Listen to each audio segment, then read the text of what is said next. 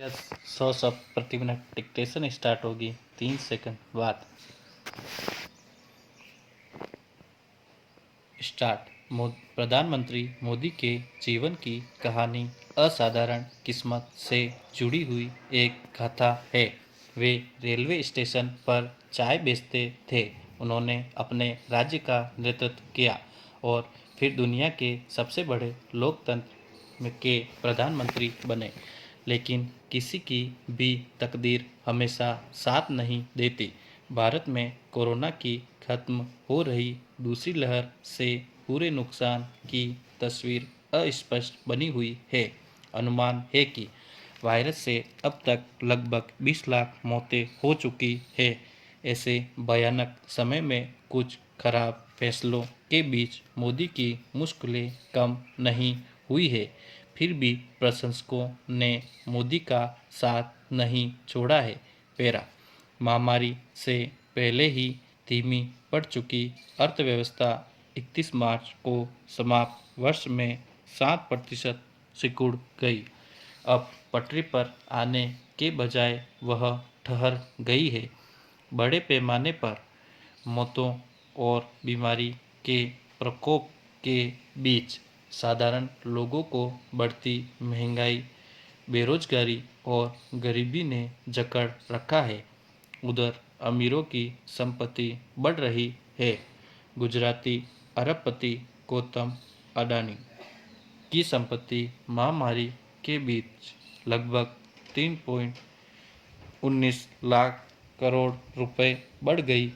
आंतरिक तनावों और किसानों, डॉक्टरों, अप्रवासी कामगारों के असंतोष के बीच भाजपा को विधानसभा चुनावों में हार झेलनी पड़ी है। प्रधानमंत्री ने कोविड-19 संक्रमण में उछाल के बावजूद बंगाल में जबरदस्त चुनाव प्रचार किया था। फिर भी तृणमूल कांग्रेस को भारी बहुमत मिल गया। पैरा।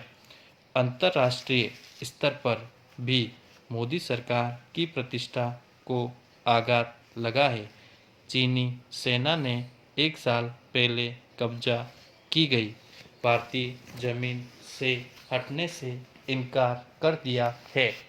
वैक्सीन की महाशक्ति होने का दावा करने वाले देश में वैक्सीनेशन अभियान पिछड़ गया। मोदी सरकार ने वैक्सीन की बहुत कम डोज के ऑर्डर दिए थे। विशिष्ट अतिथि के रूप में G7 देशों की बैठक में शामिल होने का न्योता मिलने के बावजूद सुर्खियों में रहने को लालायित प्रधानमंत्री वहां नहीं गए। पैरा।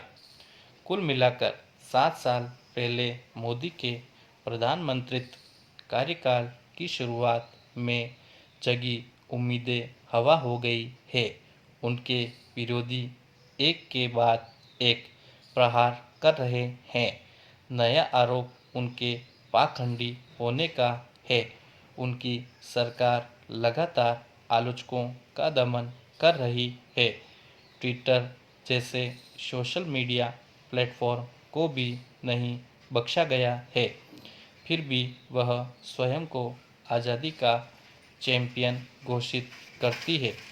G7 बैठक में अपने वीडियो मैसेज में मोदी के कथन कि भारत खुले और आज़ाद देशों का स्वाभाविक सहयोगी है पर तीखी प्रतिक्रिया करते हुए कांग्रेसी नेता पलानीअप्पन चिदंबरम ने कहा कि मोदी सरकार को भारत में उस रास्ते पर चलना चाहिए जैसा कि वह दुनिया को अपने बारे में बताती है। पैरा। किसी अन्य नेता के लिए खराब खबरों का ऐसा सिलसिला घातक साबित हो सकता था, लेकिन मोदी बहुत अलग है। देश के कुलीन वर्ग और भाजपा में उनके वफादार लोगों के बीच बढ़ते गुस्से के बावजूद प्रधानमंत्री को कार्यकाल होने से पहले पद से हटाने की संभावनाएं शून्य है। अगर उनकी सरकार अब और भयंकर भूलें ना करे और उनके विरोधी अपने मौजूदा बिखराव को खत्म नहीं कर पाए तो बाजी मोदी के हाथ में होगी। वे 2024 में होने वाले आम चुनाव के बाद नए विवादग्रस्त प्रधानमंत्री आवास में पहुंच सकते हैं, जिसे वे अपने लिए बनवा रहे हैं। दरअसल मोदी के साथ भाग्य के अलावा भी बहुत कुछ है।